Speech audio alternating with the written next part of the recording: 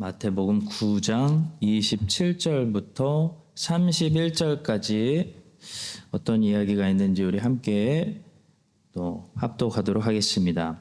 예수께서 거기에서 떠나가실새 두 맹인이 따라오며 소리질러 이르되 다윗의 자손이여 우리를 불쌍히 여기소서 하더니 예수께서 집에 들어가심에 맹인들이 그에게 나아오거늘 예수께서 이르시되 내가 능히 이 일 할 줄을 믿느냐 대답하되 주여 그러하오이다 하니 이에 예수께서 그들의 눈을 만지시며 이르시되 너희 믿음대로 되라 하시니 그 눈들이 밝아진지라. 예수께서 엄히 경고하시되 삼가 아무에게도 알리지 말라 하셨으나 그들이 나가서 예수의 소문을 그 온 땅에 퍼뜨리니라. 아멘. 네, 오늘 저녁에는 두 맹인을 고치시는 이야기 가지고 은혜 말씀을 나누겠습니다. 마태가 마태복음 8장과 9장에 기록한 메시아의 10가지 이적들 중에서 오늘 우리가 읽은 이야기는 9번째 이적입니다. 두 맹인들을 고치신 사건인데요.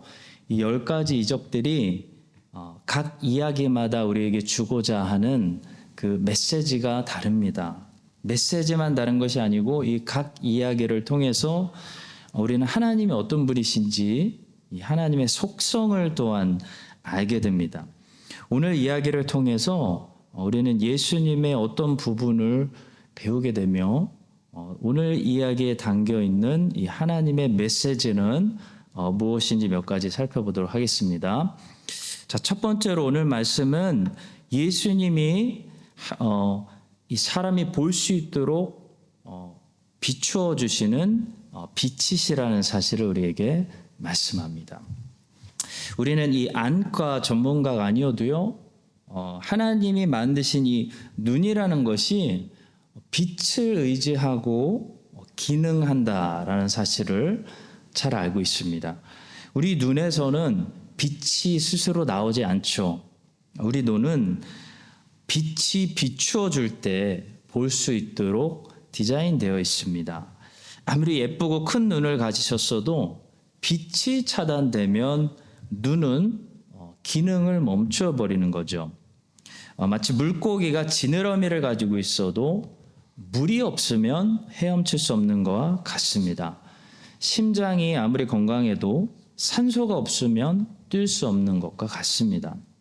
자동차가 아무리 비싼 차여도 기름을 넣지 않으면 달릴 수 없는 것과 같습니다. 눈이라는 것은 빛이 있어야 이 보는 기능이 가능합니다. 자, 오늘 이야기는 예수님께서 바로 그 빛이다라는 말씀을 우리에게 말씀하고 있습니다. 이게 무슨 말일까요? 예수님이 없으면 사람이 어떻게 되냐는 거예요. 사람은 보는 것 같지만 사실 보는 것이 아니다. 못 보고 있다. 소경이다라는 사실입니다. 우리 본문에 나오는 이 사람들은 앞을 보지 못하는 맹인들인데요. 참 아이러니한 것은 이 사람들이 육적으로는 이렇게 맹인이어도 대단한 사람들이에요. 영적으로는 맹인이 아니었다는 사실입니다. 이 사람들은 앞을 보지는 못해도 예수님이 하나님이 보내신 메시아라는 진리를 정확히 알고 있었습니다. 그들이 예수님을 뭐라고 불렀는지 한번 주목해 보세요. 27절에 다윗의 자손이요 라고 불렀습니다. 그들이 예수님을 다윗의 자손이요 라고 불렀다는 사실은 그들은 비록 육적으로는 맹인이었지만 마음의 눈이 열려서 그리스도가 누구인지를 정확히 알아보았다는 사실을 우리에게 말씀합니다. 그들은 예수님을 보면서 이분이 하나님이 약속하신 다윗의 자손이구나 라는 사실을 이미 깨달았다는 것입니다. 자, 반면에 당시 예수님이 행하시는 수많은 기적들을 눈으로 직접 보던 사람들이 있었습니다. 근데 그 사람들은 이걸 눈으로 직접 보았지만 이분이 과연 하나님이 보내신 메시아인지 믿지 못하는 사람들이 정말 많았습니다. 그들은 이 눈은 열려 있었지만 마음이 닫혀 있어서 마음의 눈이 열리지 않아서 진리를 보지 못하는, 그러니까 예수님을 보면서도 예수님의 모습에서 하나님의 영광은 보지 못하는 영적인 소경들이 당시에 많았다는 것입니다. 사람에게는 이 보는 기관이 두 개가 있습니다. 우리는 두 개의 눈으로 보는 기능을 한다는 거죠. 하나는 얼굴에 있는 눈이고 하나는 마음에 있는 눈인데요.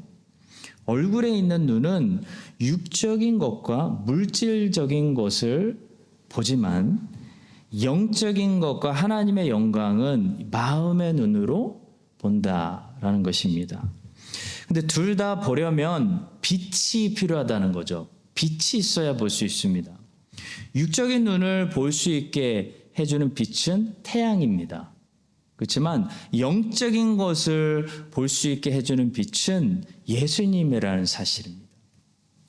예수님이 사람의 마음을 밝히시는 빛이십니다. 그래서 예수님이 그 비추시는 마음들은 어떻게 되냐면 마음의 눈이 열려서 예수님을 통해서 하나님의 얼굴을 보고 하나님의 영광을 보는 것입니다. 자, 예수님 당시 많은 사람들이 이 빛을 보았으나 그들의 마음이 굳어지고 그들의 마음이 어둠을 더 사랑해서 마음의 눈을 꼭 감고 뜨려고 하지 않아서 예수님을 통해 하나님의 얼굴을 보지 못했습니다. 사도 요한은 그 사실을 이런 식으로 기록했습니다. 요한복음 1장 5절입니다. 빛이 어둠에 비치되 어둠이 깨닫지 못하더라. 또 요한복음 3장 19절부터 21절입니다. 그 정죄는 이것이니 곧 빛이 세상에 왔으되 사람들이 자기 행위가 악함으로 빛보다 어둠을 더 사랑한 것이니라. 악을 행하는 자마다 빛을 미워하여 빛으로 오지 아니하나니 이는 그 행위가 드러날까 함이요 진리를 따르는 자는 빛으로 오나니 이는 그 행위가 하나님 안에서 행한 것임을 나타내려 함이라 하시니라. 악한 사람들은 빛이신 예수님께서 진리를 드러내서 말씀하시고 가르치시고 하나님의 나라를 보여주시는데도 막 안진뱅이가 일어나고 죄인이 구원받고 하는 하나님의 나라를 보여주시는데도 불구하고 어둠을 더 사랑했기 때문에 빛으로 나오려고 하지 않았다는 말씀입니다. 자, 그런데 오늘 본문에 나오는 이 맹인들은 빛으로 나오고 있습니다. 육적으로는 맹인인데도 불구하고 영적으로는 소경이 아니기 때문에 빛으로 나왔다는 거죠. 다윗의 자손이여 하면서 빛으로 나오고 있는 것을 보게 됩니다. 그들은 비록 눈으로는 보지 못하는 소경이었지만 마음의 눈으로는 이 사람들이 훨씬 더 잘 보고 있었기 때문에 눈이 크게 열렸기 때문에 그들은 사실 영적으로는 소경이 아니었던 것입니다. 자, 성도 여러분, 눈의 시력만 그래서 우리가 중요하게 생각할 것이 아닙니다. 저 태양빛은 우리 주님의 빛에 비교하면 어둠과 같고 그림자와 같습니다. 빛나는 것도 아니라는 거죠. 우리의 눈은 아무리 시력이 좋아도 영적인 것은 볼 수가 없습니다. 분별할 수가 없습니다. 우리의 눈은 겨우 물질적인 것들과 육체적인 것들밖에 판단하지 못한다는 거죠. 그래서 마음의 눈이 얼마나 열려 있느냐가 중요하고 영적인 시력이 얼마나 좋은지가 사실 우리에게 더 유익하고 중요한 것입니다. 마음이 매일 어둠으로 캄캄하게 쌓여져 있지 않도록 빛이신 주님께서 우리 마음에 매일 빛을 비추어 주시고 조명해 주심으로 우리의 마음의 눈이 이 사람들처럼 이렇게 활짝 열려 있어야 됩니다. 그래서 진리가 이거구나. 이것이 생명의 길이구나. 저분이 메시아구나. 여기는 멸망으로 가는 길이구나라는 것을 잘 구별해야겠습니다. 세상에서 제일 어두운 곳은 어딜까요? 태양빛이 닿지 않는 저 태평양 바다 밑에 어떤 깊은 곳이 아닙니다. 거기보다 더 어둡고 캄캄해질 수 있는 심각한 곳이 있는데요. 바로 사람의 마음이에요.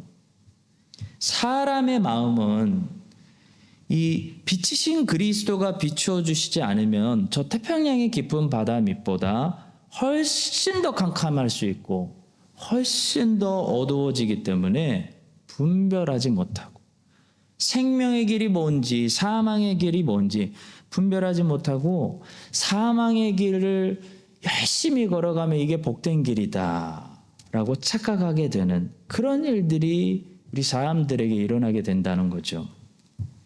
자, 이 사실을 우리가 깨닫습니다. 그래서 그리스도께서 매일 우리의 등불이 되어주시고 매일 말씀으로 우리 마음을 이렇게 빛으로 밝혀주셔서 우리 마음이 매일 어둠 가운데 머물지 않고 영적으로 소경이 되지 않고 이 본문의 사람들처럼 마음의 눈이 활짝 열려 있어서 진리의 생명의 길을 알아보는 그런 복된 영적인 시력을 가지시기를 예수 그리스도의 이름으로 간절히 축원합니다. 자, 두 번째로 우리는 주님 앞에 겸손히 나아가야 된다라는 사실에 다시 한번 주목하게 됩니다. 이 두 맹인들이 주님께 뭐라고 말했는지 한번 주목하시기 바랍니다. 주님, 우리를 고쳐주세요 라고 하지 않고요. 주님, 우리를 불쌍히 여겨주세요 라고 했다는 사실이 참 인상적입니다. 그들은 고쳐달라는 말 대신에 불쌍히 여겨달라고 했습니다. 불쌍히 여겨달라는 말은 자신의 핸디캡을 자기도 잘 알고 있다, 인정한다, 충분히 그 비참함을 느끼고 있다라는 전제를 가지고 있을 때 할 수 있는 말이죠. 선생님, 나를 불쌍히 여겨주세요 라는 말은 선생님, 저도 제가 잘못한 것을 알고 있습니다.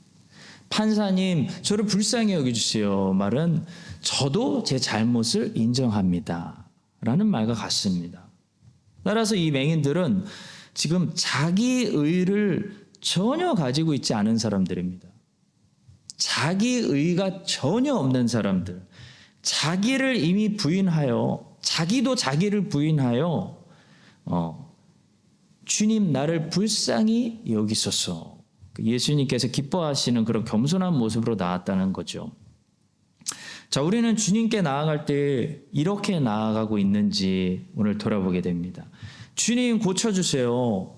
주님, 응답해 주세요. 응답해 주셔야죠. 고쳐주셔야죠. 접니다 라는 말이 내 입에서 먼저 튀어나올 때가 많다는 거죠. 구약의 제사를 보면 하나님께 어떤 선물을 바치거나 헌물을 바치기 전에 먼저 자기 죄를 인정하기 위한 속죄 제물을 가지고 왔다는 것을 알 수 있습니다. 이것은 우리가 하나님 앞에 나아가는 방법을, 나아가는 순서와 자세를 가르쳐 주는 거죠. 하나님 앞에 나아갈 때 어떤 자세로 나아가야 한다는 겁니다. 우리는 항상 언제나 주님 앞에 겸손함으로 나아가야 합니다. 겸손하다는 것은 다른 말로 자기를 부인한다라는 것을 말합니다. 그래서 자기의 의가 살아있는 사람은 하나님 앞에 사실 나아가지 못하게 됩니다.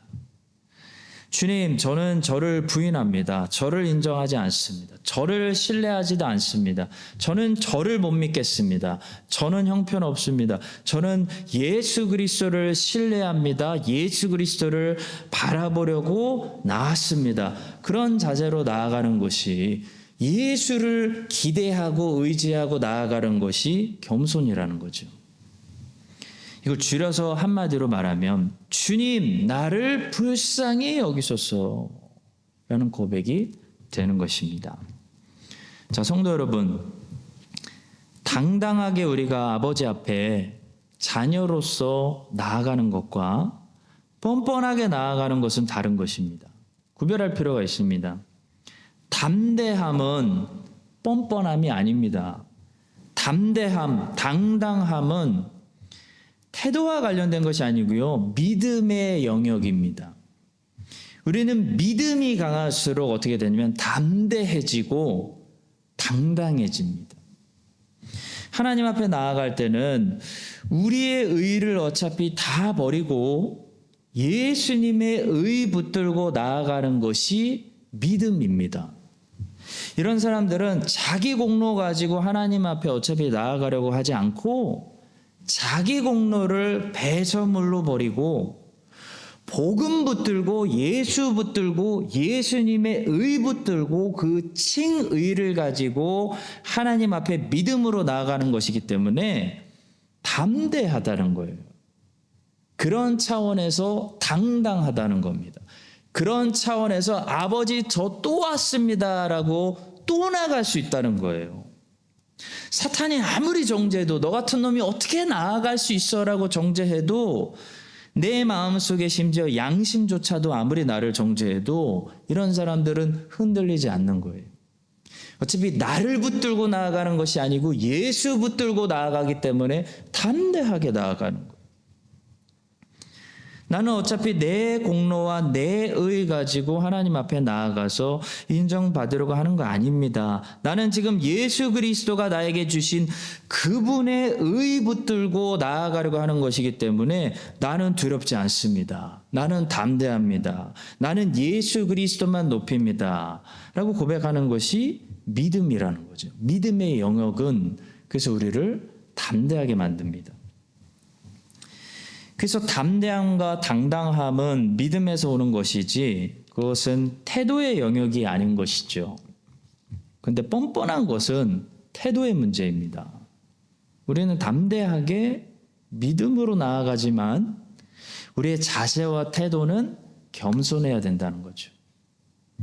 본문에 나오는 맹인들이 얼마나 담대하게 주님을 찾고 있습니까? 다윗의 자손이여 우리를 불쌍히 여기소서. 계속 예수님을 쫓아가면서 다윗의 자손이여 우리를 불쌍히 여기소서 담대하게 나아가고 있어요. 근데 그들은 전혀 교만하지 않습니다. 오히려 그들이 담대할수록 그들은 겸손한 거예요. 다윗의 자손이여 우리를 불쌍히 여기소서. 이것이 겸손입니다. 나의 의를 부인하고 오직 주님을 의지하는 것이 겸손인 것이에요. 이런 겸손이 우리에게 있을 때 하나님 앞에 나아갈 수 있는 자격이 주어질 뿐만 아니라 우리는 다른 사람들을 정죄하지 않게 됩니다. 우리 야외 예배 때도 제가 말씀드렸는데요. 다른 사람들을 정죄하고 있다는 것은 그만큼 겸손하지 않기 때문입니다. 자기의 만 달란트를 보지 못할 때 우리는 다른 사람의 100데나리온 이야기를 자꾸 꺼내게 되는 것이죠. 자기의 만 달란트를 보고 있는 사람은 감히 다른 사람의 100데나리온 잘못을 지적할 수 없게 되는 것입니다. 우리 본문에 보시면 이 사람들은 굉장히 겸손했기 때문에 다른 사람들을 전혀 정죄하지 않고요. 오히려 다른 사람들의 아픔도 느낄 수 있는 그런 겸손의 경지에 자기 부인의 경지에 올랐습니다. 그들의 말을 주목해 보세요. 그들은 다윗의 자손이여 나를 불쌍히 여기소서라고 하지 않고 다윗의 자손이여 우리를 불쌍히 여기소서라고 말하고 있습니다. 여러분 겸손해지면 나만 아픈 것이 아니고 나처럼 아픈 사람이 옆에 많다는 것을 또한 발견하게 됩니다. 그래서 다른 사람들을 정죄하는 것이 아니고 도리어 주님께 뭐라고 기도하게 되냐면 주님 우리를 불쌍히 여기소서. 느헤미야가 온 유대인들의 조상들의 죄를 다 끌어안고 주님 우리의 죄를 사하여 주시옵소서 라고 말했던 것은 그가 겸손했기 때문입니다. 주님 우리를 불쌍히 여겨주소서. 주님 우리는 아픈 사람들입니다. 우리는 주님의 은혜가 필요합니다. 라고 기도하게 된다는 거죠. 여러분 아직도 나의 기도가 다윗의 자손이요 나를 좀 불쌍히 여기소서. 나 좀 불쌍하지 않습니까? 라는 기도에 머물고 있다면 나는 아직 더 겸손해질 필요가 있는 사람입니다. 더 겸손해지면 나만 아픈 것이 아니라 나보다 더 아픈 사람들이 보이기 시작하겠죠. 그래서 주님께 기도하게 됩니다. 주님, 우리를 불쌍히 여기소서. 그래서 겸손한 사람들이 교회를 위해서 기도하고 이 나라를 위해서 기도하고 이 세대를 위해서 기도하고 다음 세대, 그 다음 세대까지 끌어안고 기도하게 되는 것입니다. 교만한 사람들은 다른 사람들을 정죄하고 자기의 잘못은 없는 것처럼 보지 못합니다. 근데 겸손한 사람들은 하나님 나를 불쌍히 여기소서라고 기도하고요. 더 겸손한 사람들은 다른 사람들의 아픔까지도 함께 아픔을 느끼면서 하나님 우리를 불쌍히 여겨 주세요라고 기도하게 됩니다. 여러분과 저의 기도가 얼마나 내 기도로 채워져 있는지 한번 오늘 확인을 해볼 필요가 있습니다. 여러분, 내 자녀 기도나 내 가족 기도도 내 기도의 영역에 속하는 기도입니다. 저는 제 기도는 저는 제 기도는 그렇게 많이 하지 않습니다. 저는 늘 제 자녀들을 위해 기도합니다. 자신 있게 말하셔도요. 라고 말하시는 분들은 사실 여전히 자기 기도만 하시는 분들에 불과해요. 자기 가족과 자기 자녀들은 자기 기도에 속한 기도예요. 자기와 자기 가족까지 넘어설 때 그것이 다른 사람을 향한 기도로 인정받을 수 있는 것입니다. 왜냐하면 결국 내 가족이 잘 되는 것도 내가 잘 되는 거거든요. 저 사람이 잘 되는 것이 내게 전혀 아무런 유익을 주지 않더라도 저 사람의 아픔을 느끼고 저 사람의 기쁨, 저 사람의 행복을 위해서 기도해 줄 수 있는 마음이 성숙한 마음인 것입니다. 그것이 더 자기를 부인하고 주님 앞에 자기를 낮추는 겸손한 마음인 것입니다. 참 어렵죠. 그렇지만 주님께서 이런 마음을 주시기를 우리는 소망합니다. 이런 마음으로, 이런 겸손함으로 여러분과 제가 하나님 앞에서 우리 자신을 낮출 때 하나님께서 우리가 상상할 수 없는 그런 놀라운 큰 은혜를 우리를 긍휼히 여겨주시고 우리 교회와 우리 권속과 우리 세대와 이 땅에 큰 은혜를 베풀어 주시기를 주님의 이름으로 간절히 축원합니다. 자, 마지막 세 번째 믿음에 관한 것인데요. 오늘 본문은 우리에게 믿음에 관해서 두 가지 중요한 사실을 말씀해 줍니다. 첫 번째는 보세요. 믿음은요, 항상 단련을 받습니다. 다시 말하면 믿음은 항상 시험을 꼭 치른다. 꼭 기억하세요. 자, 본문에 나오는 두 맹인들 믿음을 가지고 있었습니다. 물론 그것은 그들의 마음에 믿음이라는 선물을 주신 하나님의 은혜였죠. 그런데 본문을 자세히 보시면요, 그들의 믿음은 지금 이 짧은 본문 안에서도 예수님께 단련받고 있다는 사실을 발견하게 됩니다. 맹인들은 예수님께 분명히 다윗의 자손이여 우리를 불쌍히 여기소서라고 외쳤습니다. 그런데 28절을 보시면요, 예수님께서 바로 고쳐주시지 않아요. 들은 척도 안 하시고 그냥 집에 들어가 버리셨습니다. 그래서 맹인들이 그에게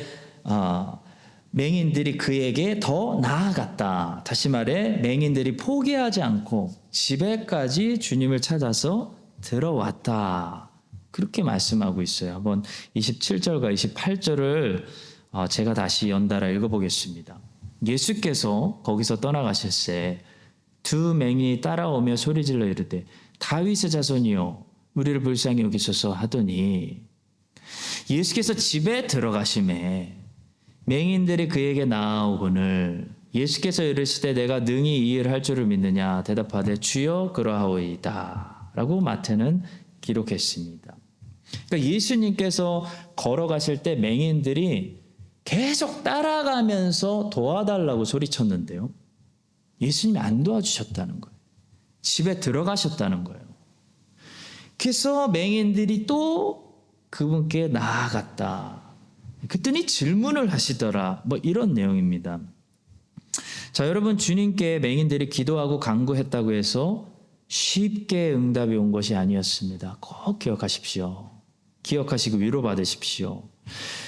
이들조차도요, 응답 받기까지 두 가지 관문을 통과해야 했는데요. 첫 번째 관문은 주님의 침묵과 외면이었고요. 두 번째 관문은 주님의 질문에 믿음을 고백해야 되는 관문이었습니다. 자, 성도 여러분, 이 사람들은 믿음으로 지금 예수님이 다윗의 자손임을 알았습니다. 그러나 처음에 예수님은 이들을 일부러 외면하셨기 때문에 그들은 주님의 그 침묵과 주님의 외면을 어떻게 해야 됐냐면 인내와 신뢰로 견뎌야 했고 집으로 들어가야 했으며 주님의 질문 앞에 아직 응답받지 않고 고쳐지지 않았을 때 믿음을 고백해야 했다라는 거예요. 여러분, 이것은 예나 지금이나 이렇게 짧게 적혀 있어서 그렇지 우리 삶에 이것이 들어오고 이 진리가 적용이 되고 실전에서 일어나면요 절대로 쉬운 게 아니에요. 여러분들 아실 거예요. 죽을 것 같아요. 우리가 주님께 구한 장소에서 바로 응답 주시기를 원하지, 우리는 주님이 들어가시는 저 집안까지 들어가서 응답받는 거 원하지 않습니다. 우리는 여기서 응답 주세요, 지금 응답 주세요 라고 기도하죠. 주님이 지금은 외면하시고 침묵하십니다. 우리를 인도해서 저 지방까지 들어가게 하시고 주님의 질문에 아직도 보지 못하는 응답이 없는 답답한 상황 속에서도 다시 한번 믿음을 우리의 입술로 고백하게 하시는, 주님, 나는 주님을 신뢰합니다 라고 고백하게 하시는 그런 연단을 좋아하는 사람은 아무도 없다라는 사실입니다. 그러나 기억합시다, 성도 여러분. 믿음이 있으면 단련이 있고 이런 시험이 있습니다. 믿음이 없었으면 차라리 단련도 없고 시험 치르실 필요도 없어요. 믿음이 있기 때문에, 하나님의 자녀이시기 때문에 단련이 따라오고 시험이 따라온다는 것입니다. 우리는 시험을 뭐로 통과해야 돼요? 인내로 통과하고 신뢰로 통과하고, 하나님의 이 침묵의 시간을 하나님을 기다리고 여전히 신뢰하는 버티기로 통과하는 것입니다. 그럴 때 그 과정 속에서 어떤 놀라운 일이 일어나냐면 우리의 믿음이 단련되고 정금같이 나오고 성장하고 견고해지는, 하나님 기뻐하시는 놀라운 역사가 일어나게 된다는 것입니다. 기억합시다. 학교에 등록을 안 하면 그냥 편하게 살 수 있습니다. 근데 학교에 등록해버리면 시험 준비를 하셔야 됩니다. 마찬가지로 믿음이 있으면 우리는 단련을 받게 되고 그 믿음을 시험하는, 이 시험을 내년에도 통과해야 합니다. 그것은 어려운 것입니다. 불편한 것입니다. 힘든 것입니다. 아마 내년에도 많이 넘어질 것입니다. 그러나 기억하십시오. 유익하다. 100% 유익하다. 해로운 것이 아니라는 거예요. 협력하여 선만 이룬다라는 것이 하나님의 약속이에요. 이 사실을 기억하시고 믿음 때문에 시험 당하실 때, 단련 받으실 때 이상하게 생각하지 말고 훈련 받는다고 생각하시고 끝까지 신뢰함으로, 인내함으로, 기다림으로, 버팀으로 시험을 통과하고 주님이 여러분들을 위해 예비하신 응답을 그 끝에 꼭 받으시기를 주님의 이름으로 축복합니다. 이 믿음에 관하여 본문이 가르쳐주는 또 한 가지는 믿음이라는 통로를 통해서만 이 하나님의 은혜도 오고 기도의 응답도 온다는 거예요. 그래서 믿음을 단련하시는 겁니다. 자, 보세요. 예수님께서 두 맹인들에게 결국 끝에 가서 응답을 주셨습니다. 근데 응답을 주시면서 하시는 말씀이 뭐죠? 29절이에요. 내 믿음대로 되라 하고 눈이 떴어요. 무슨 말씀입니까? 내가 내게 보인 그 믿음이라는 통로로 내가 너에게 응답을 보내준다. 그런 말씀입니다. 성도 여러분, 모든 응답은 그래서 믿음을 통해 우리에게 전달이 되는 겁니다. 그래서 응답받고 싶으면 믿음이 먼저 있어야 돼요. 믿음이 없으면 응답도 받지 못합니다. 마치 뉴질랜드 나라에서 물을 공급해 주는데 수도관이 없으면 우리 집에 물을 공급받지 못하는 것과 같습니다. 수도관이 믿음이라면 물은 응답입니다. 물은 하나님의 은혜입니다. 그래서 복음은 구원을 어떻게 설명하죠? 구원, 우리가 얘기할 때 두 가지를 마치 하나인 것처럼 얘기해요. 항상 두 가지를 이야기하는데 두 가지가 마치 하나인 것처럼 얘기해요. 오직 하나님의 은혜, 오직 은혜, 솔라그라티아라고 부르면서도 동시에 무엇을 항상 말씀하죠? 오직 믿음으로, 솔라피데, 오직 은혜를 오직 믿음으로 받는 것, 그것이 구원이라는 거예요. 다시 말해 구원은 무엇입니까? 구원은 하나님이 주시는 선물. 사람이 공로로 얻어낼 수 있는 것, 살 수 있는 것이 아니라 하나님이 은혜로 주시는 선물이에요. 근데 그 오직 은혜가 무슨 수로를 통해서 우리에게 전달된다는 것입니까? 오직 믿음을 통해 하나님의 은혜가 우리에게 온다. 그것이 구원론이죠. 그것이 복음입니다. 사랑하는 성도 여러분, 하나님께서는 결론적으로 우리에게 은혜 주시려고, 응답 보내주시려고 우리에게 믿음을 주시고 믿음을 크게 견고하게 단련시키시는 겁니다. 하나님께서 우리의 믿음을 더 크게 더 견고하게 단련하시는 목적도 우리를 골탕 먹이려고 하는 것이 아니고요.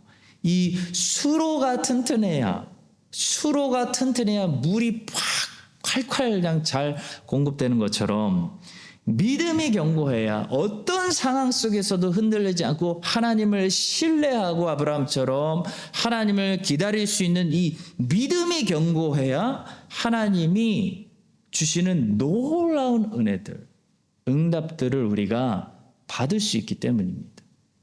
이 사실을 기억하십시오. 믿음을 잘 연단받고 믿음의 시험들을 잘 통과하셔서 견고한 믿음으로 하나님의 엄청난 여러분들을 위해 예배하신 은혜, 지금도 은혜를 많이 주셨지만 앞으로 미래에 엄청난 은혜의 응답, 아직 응답 안 된 거 더 좋은 응답으로 하나님이 주신다. 그 날을 위해 지금 믿음을 훈련하신다 생각하시고 견고한 믿음으로 여러분들 하나님의 은혜와 응답이 우리 모두의 삶에 더욱더 풍성히 넘쳐나게 해주시기를 예수 그리스도의 이름으로 간절히 축원합니다.